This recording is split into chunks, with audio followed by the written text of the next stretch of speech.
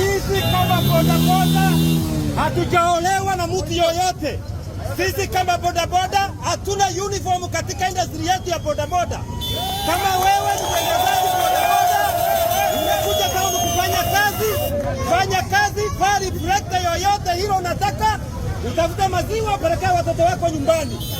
Na kuanzia leo, mimi kama chairman ya Bosongo Bodaboda Riders Association, kila mtu ambaye ni mwendezaji bodaboda ana haki ya kuvaa reflector yoyote, haingie mji wetu wa Kisii na afanye kazi bila kusumbuliwa na mtu yoyote yule.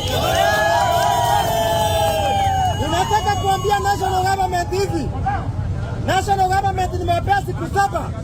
Wale majambazi wamekuwa wakiangaisha watu mji wetu wa Kisii, wakamatwe na wachukuliwe hatua.